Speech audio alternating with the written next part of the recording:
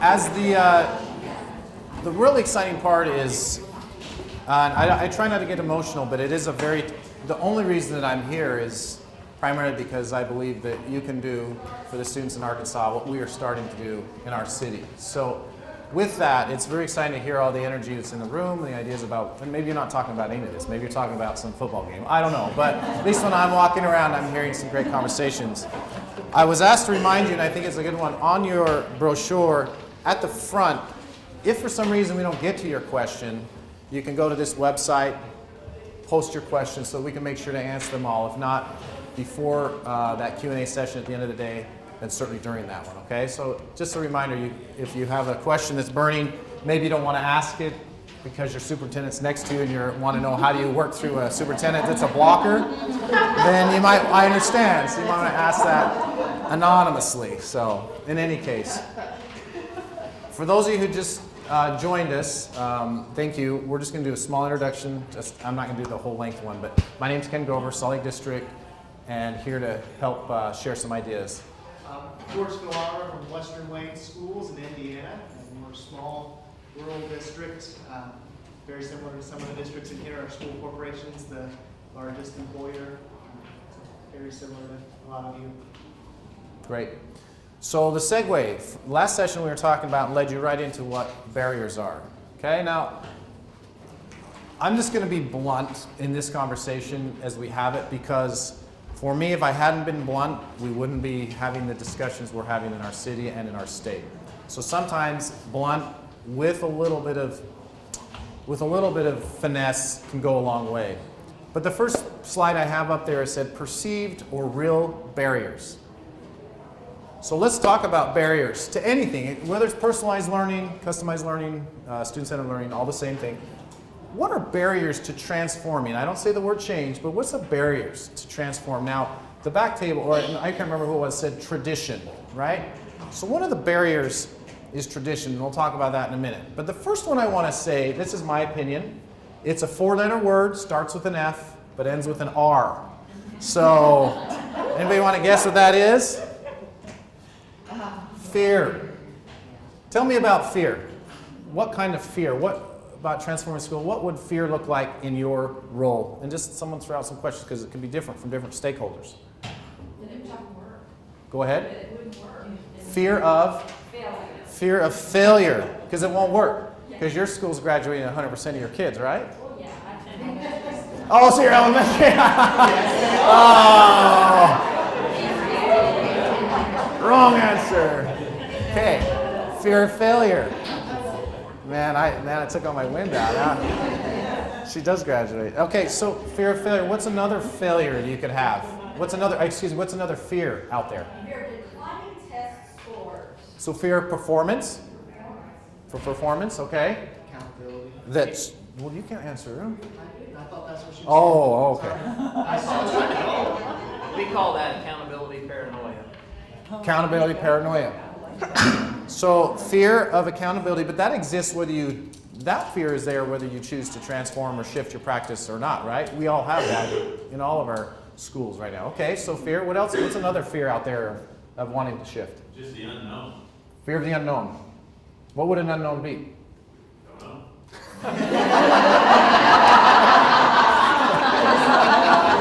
Did you get that one? All right.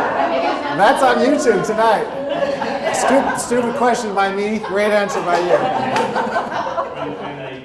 Years ago, when consolidation was talked here in Arkansas, people talked about, we don't want our schools to improve too much. If my son gets too educated, he'll move away to an urban place, take my grandkids away.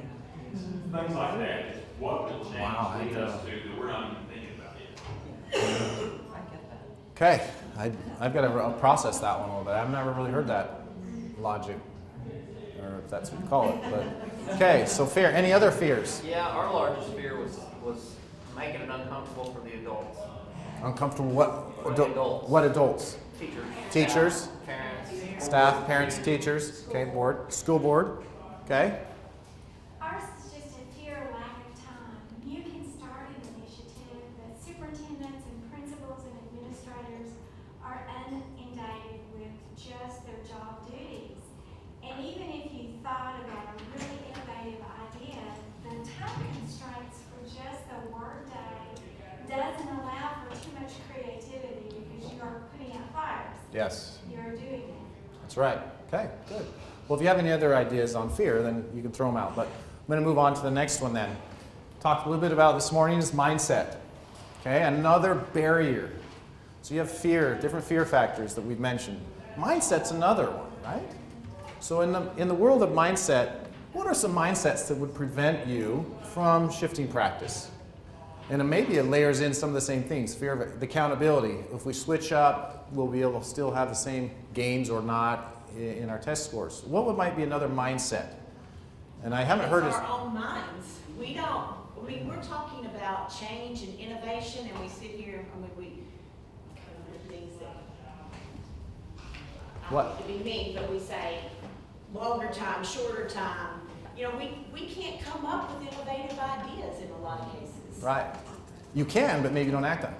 I'm going to get my phone out for just a second. This really resonates when you talk about mindsets. I remember watching the keynote by Steve Jobs because I'm kind of an Apple junkie. And he was, I'm not kind of, I am. So, but I'm not trying to push Apple products, but anyway. So, but I remember him standing up there when he presented the first iPhone, and it looked somewhat similar to this in that it didn't have a QWERTY keyboard. Remember prior to that, you had Motorola devices or you had the BlackBerry with the keyboard. And I remember, and for those of you who love Bill Gates, I remember him giving a feedback loop on his presentation, saying, criticizing Apple and Steve Jobs, saying, who in their right minds would ever think someone would want a phone that doesn't have a keyboard? I mean, I don't know how many of you, and if you do, don't show them, but how many of you have a phone, Samsung, Apple, whatever, that has a keyboard on it now? Very few of you, right? And that's okay. Yeah, but it's not with the little things about it. What I'm going to is this idea of thinking outside the box. Is it something people really would use? Is this something students really would want? And are we just afraid to do it because we think that they wouldn't, right? So anyway, mindsets. What I want to talk about for a minute, though, is this one, tradition. It is the way we have always done school. It's just the way you go to school. Tradition. Rebecca, I'm going to pick on Rebecca again. Rebecca told me that in her high school, they have essentially 4 of the 8 periods are athletic periods. 4 of the 8. Tradition, right? It's not something that's required, but it's tradition. Someone else was saying, and I don't remember which table it was, saying, why do we ask students, I think it might have been your table, where you're talking about PE. Why do we have a football player or a basketball player have to take PE when they're doing it 2 and 3 hours a day? These kind of tradition, right? Last night at dinner, we was talking with the gentleman, I can't remember his name all of a sudden. Don? Oh, Dr. Gocher? Yeah, Dr. Gocher was saying each department wants so many standards to be learned, so there could be 700 standards that a math teacher or a math group wants students to learn, and then there's 600 from English or language arts, and so the story goes.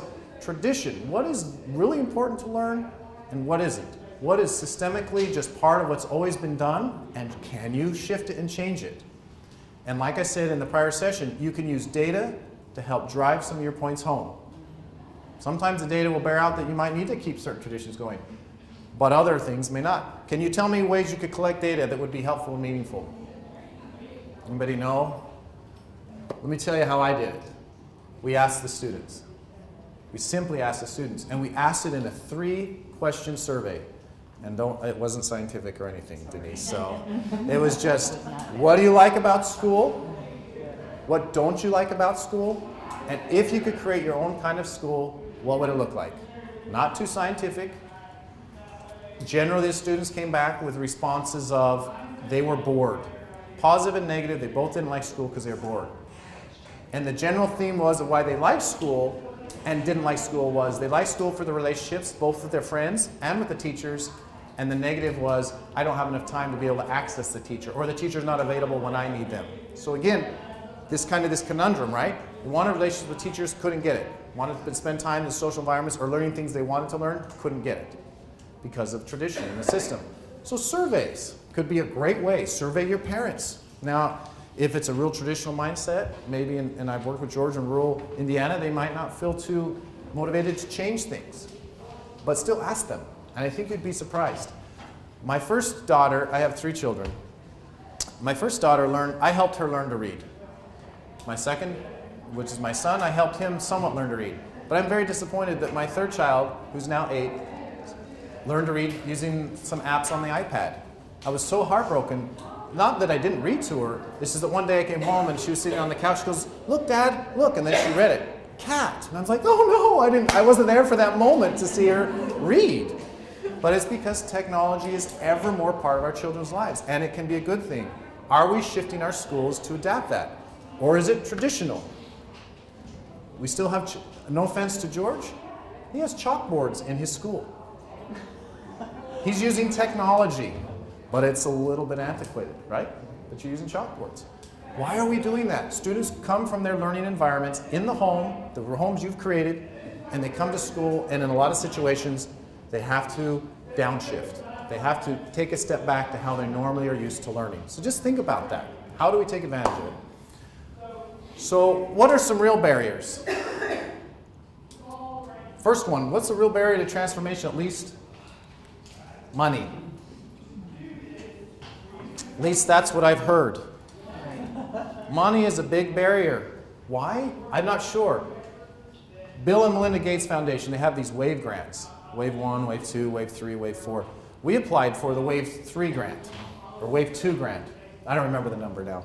But I think it was Wave 2. And essentially it's about $300,000 each year for 5 years if we implemented a school and did some significant change. As we were going through the process of thinking of our school, because we hadn't yet created it, we were notified that, hey, you're one of the finalists. And then they sent a disclosure, if you will, of all the things that we would need to conform to earn those monies, to get those monies. After reading it through, it took me a couple days, I called them and said, we're not interested in the $300,000. Now, I know that sounds like a lot of money, and Utah does not have a lot of resources they put towards education. Did you see how I said that? That they put towards education. But even with that, the limitations that they were going to place upon the creativity of the thinkers we had going on was not worth the risk. Until we knew exactly what we were creating, we didn't want to be held to some kind of weird standard. So money became an issue for us to implement. Other people perceive money as a barrier. Right? How do we do this? Well, you all get funded, right? You all have your ADM or your WPU. So how are you using it? Another one is politics. And I asked permission from Charlotte. I said, do you have a thick skin, Charlotte? Because I'm going to say a few things in the room and I don't want her to be mad. Politics. Whether that's local, regional, or state.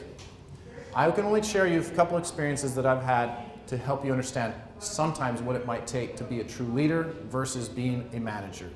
The political scene is very interesting. I can only speak for my state. But as I mentioned in the prior, we have a board. The board was very, very adverse to any risk-taking whatsoever. Our outcomes, one of our outcomes, a graduation rate, 75, 74, 72% would be the norm. They were comfortable with that because at least it was something known. To endorse or have a new school open that couldn't guarantee a 74 was very uncomfortable for them. But what was most interesting about their barriers was the very same things we're talking about today. How would a student possibly want to go to a school where there's no bells? What does that even look like? You're going to have mayhem. You're going to have just this chaos. That's their perception. But in helping them change their minds, it took years with data, but helping them change their minds in the moment was having some really strong conversations. So when you have those conversations with your superintendent or with your board, you need to have a vision about what can be done. And if you put the student first, you will always win. If you put the needs of the student first, you've got to do that. You have to have a visual. I put Ashley Chavez up there this morning.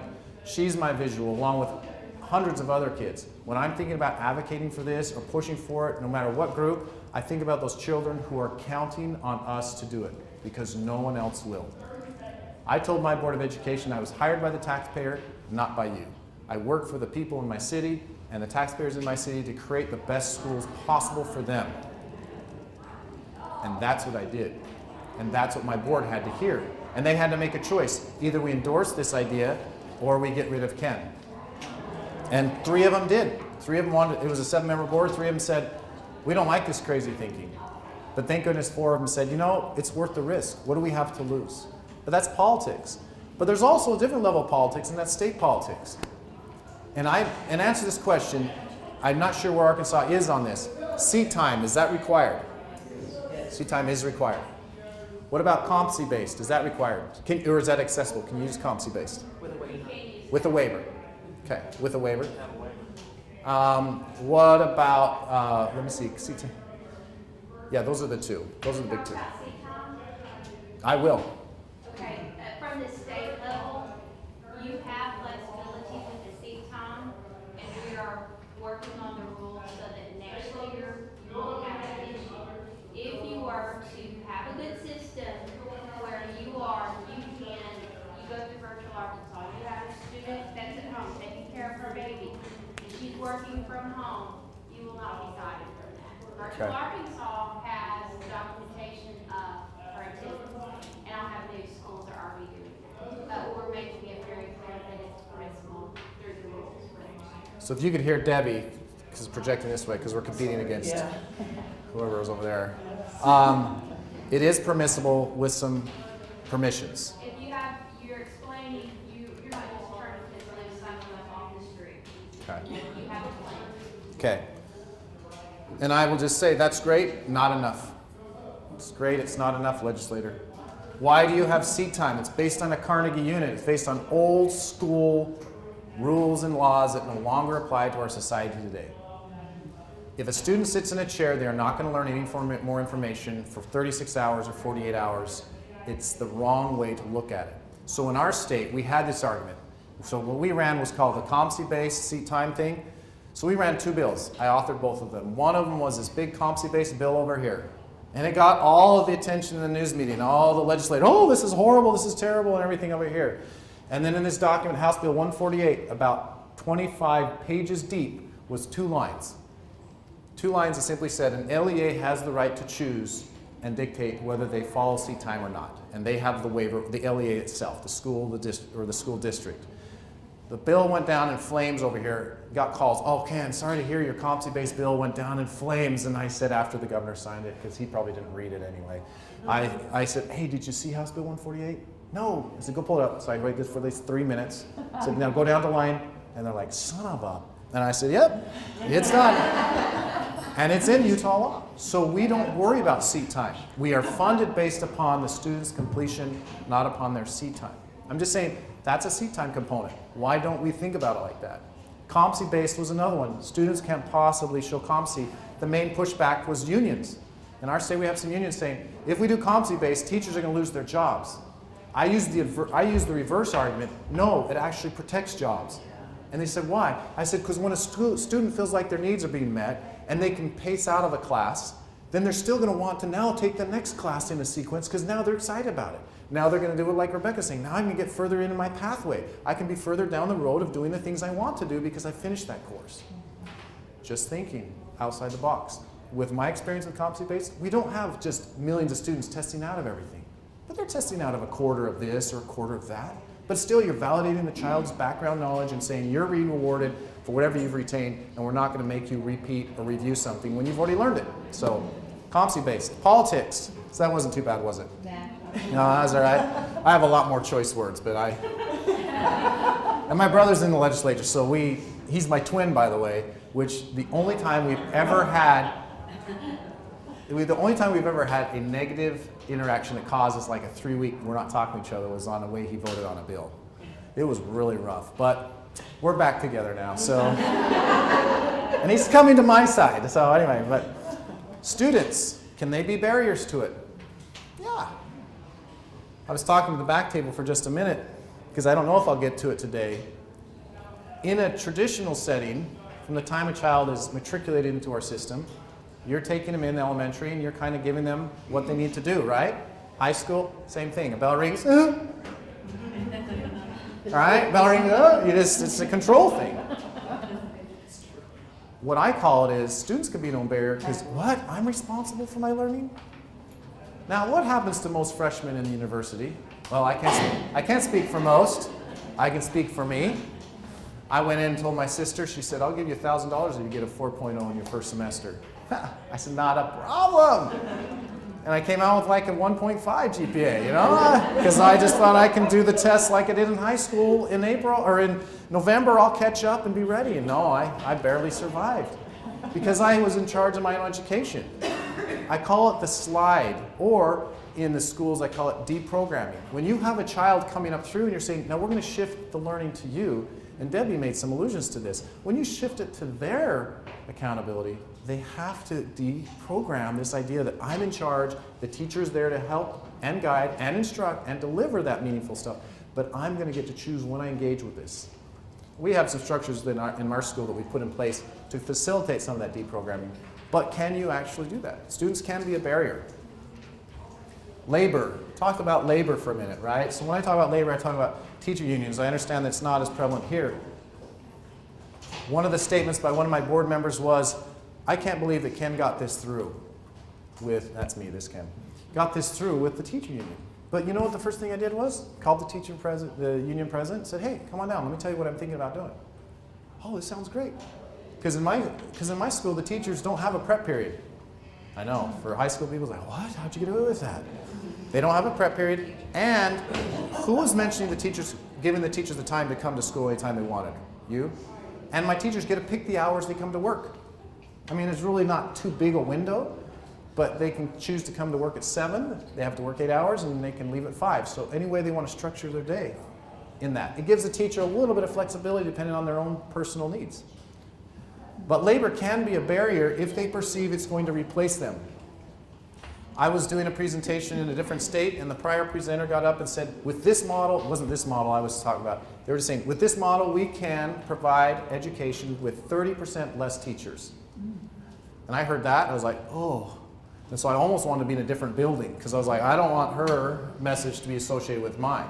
Because ours, some people ask, your school is funded how? I said, on the same FTE ratio that every other school in our state. We need teachers in our building. We need them even more than we need them in a traditional setting, because our teachers are finally becoming what I call doctors, clinicians. They're able to diagnose and treat each student's needs. And so sometimes you really need to have more teachers if you could. So if you hear this argument, oh, digital learning and you have to have a platform or this and that and the other, it's going to replace the teacher, they're not thinking about personalized learning, because actually you finally get to be a teacher and you need as many as you can. But I can talk about it in more detail in a minute. I already talked about this one. Mindset could be a real barrier. And then laws, right? Laws can be barriers. But laws can be changed. They can be navigated around. They can be, I didn't see that. I didn't know that. Kind of. No, I'm just talking over you. But laws. So the next one is, what are perceived barriers? And guess what the answers are? The same ones. And I don't know where the slide is, so I might go ahead of myself. But in overcoming barriers, the first thing, and if it isn't in the slide somewhere, then I'll skip over it, is a perceived barrier is a problem for everyone. There are some barriers that are not truly barriers, you just think they are. You've just always done school that way. It's just the way we've done things. Does that happen in your schools? There's a book called Caged Leadership. That's the crux, and the author, I don't remember, George, you know who it is? But Caged Leadership, if you type it in, highly recommend it as a book to read, because it talks about the myths that are out there versus the reality. Can you actually create schools like this? People might say as an administrator, I can't because there's these barriers. Well, some of them are just perceived. One of them that was perceived was, in my school system, you can't have students go till 5 o'clock because the school day ends at 2:15. That's negotiated with the union. That's when it ends. Perceived. You can't possibly expect teachers to work 8 hours a day. Well, I mean, how do I say this carefully? Because in our schools, they weren't in front of students 8 hours a day. That was a perceived barrier. You can't implement technology because students don't have it at home. They don't have the connectivity, so therefore you can't use technology in the schools. That was one of our belief systems in our district. We weren't going to buy computers. We weren't going to have the Wi-Fi access points hooked up in our schools, because what good would it do? Because when they go home, if they want to use it, they don't have connectivity at home, so therefore we won't do that. Crazy. but true. So anyway, overcoming barriers. How do you overcome them? Well, first thing I would say is this. You create a culture of what you want to see happen. And that can start at any level you choose. Parent level, student level, teacher level, superintendent level, principal level, board level, whatever level. Create a culture for what you expect your schools to become. For your students, not for you. We call this personalized learning. Sometimes I use the word student-centered learning because sometimes that word helps people see that differently. Put the student at the center of every single decision. When you do that, then the athletic argument starts to kind of waffle, particularly if you only have 20% of your students be involved with athletics. The transportation issue becomes somewhat of a hard thing to defend when you put the student need right there in the middle. Put the students' needs right there in the center, and then 90-minute class periods become really hard to defend. That's what we have in our schools, and I would say a lot of schools across the country. Bells become hard to defend, okay? So putting the student at the center, creating a culture where that becomes your priority. And I'm not saying we don't put students at the middle, but really, if you really want to know what students want, ask them. Like I said, give them that survey. Create that culture of wanting to really know. Get the feedback. Yes, you will get the goofy answers where we want a 6-hour lunch period. Yeah, you'll get those, but you'll sift those through and then you'll hear and see a common strain. And it could be slightly different in Arkansas than it was in a different part of Arkansas. But the point is, listen to what they want. Listen to what they're saying. And then respond to them and say, we're going to, based upon this. It makes the job easier as a superintendent in front of their board to say, well, this is what I'm hearing from the community. This is what I'm hearing from my students. We're going to take some action steps. And some need to be slower than others. And we're going to do it. This is what I would say about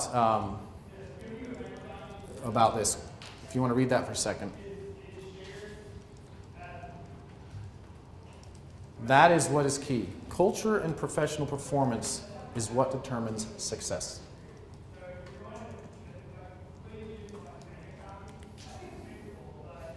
So, with that, I'm going to, I know this went crazy last time we did this, but we're going to try one more time. I want to thank Pair Share.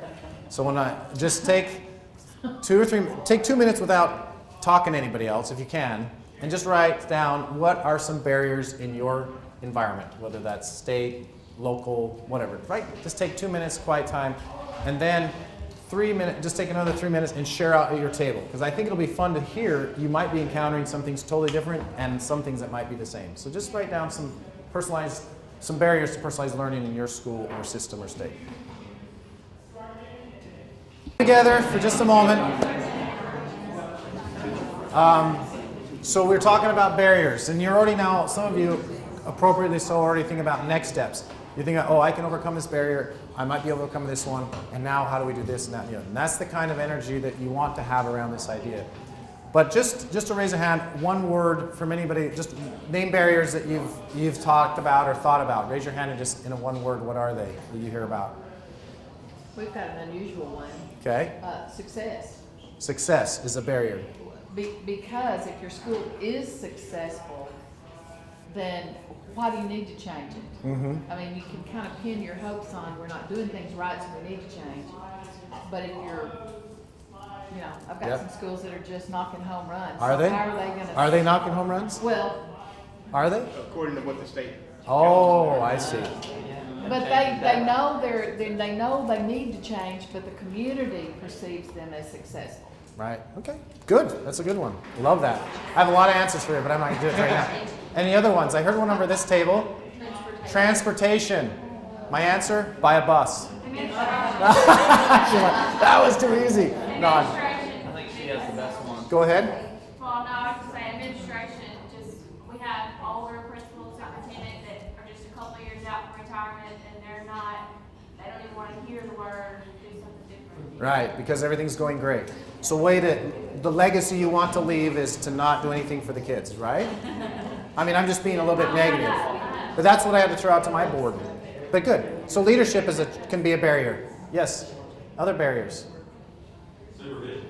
Supervision. Okay? Perceived or real? Both.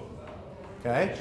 Potentially. I mean, certainly perceived. And that's what, as I'm thinking, is a lot of my day becomes supervision of students, supervision of things. I think how different it would look. So definitely perceived. Great. Love that. We're going to talk, George and I will talk about that this afternoon, about that myth. Okay. Any other ones out there? Grade levels. Grade levels. How's that a barrier? What do you mean? Well, you have high-performing kids who are already knowledgeable in an area who might need to be working at a higher level, or those struggling students who need to be working at a lower level and just classified as all as So- grade level doesn't allow them what they need. So getting rid of grade levels could be a barrier. Is that what you're saying? Yeah? I think that could be a barrier. Good. Anything else? Because we're running out of time, we're already at the break.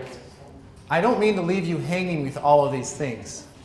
I mean to leave you thinking, wait a second, are we able to make change? Are we able to transform our schools, or can we not? And hopefully by the end of the day, the answer is yes, you can. It might be significant, it might be somewhat strategic, and maybe a smaller attempt for the first 3 or 4 months, and then you start thinking about more strategic decisions that you could make to have those barriers reduced so that you can start implementing things that are good for kids. Don't make it good for the students or for the transportation director, don't make it good for the transportation director or the teachers first, make it good for the students first, and then see how those conversations. Let me just tell you one small conversation I had with our IT department that goes to show you how simple these conversations can be. But you have to use strategic thinking. They came into my office, it was a brand new school, we had it all outfitted with access points, and they wouldn't turn them on. I know, don't even get there. And they said, we're not going to turn them on because students might access porn. And I'm like, wait a second, we have filters already.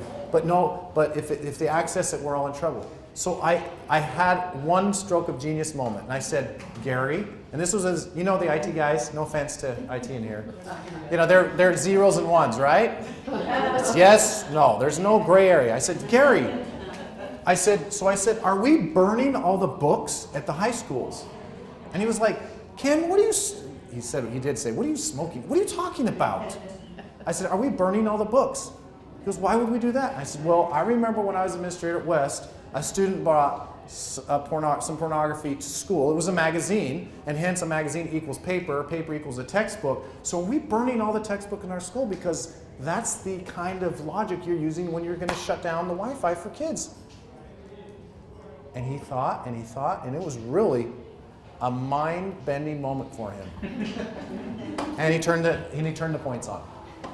And guess what? For that end of the story, we don't have kids accessing it. You have the random child like you would anywhere, but it isn't anything that you couldn't manage. Okay, so this is how I'm going to end this session. I'll read it just because I don't know if you can at the back of the room. This is by Neo. You know Neo from The Matrix? I don't know if you've seen that show. It says, I don't know the future. I didn't come here to tell you how this is going to end. I came here to tell you how this is going to begin. I'm going to show them a world without rules and controls, without borders or boundaries, a world where anything is possible. Where we go from there is a choice I leave to you. From Neil. So you have some of that out there. Okay, the next session, well, I'm going to leave this by, what are you going to do? It's up to you. In the next session, we're going to talk a little bit about technology. What is technology? How does it help? How does it not help? So take a 5-minute break. Come back here at 11:18 or so.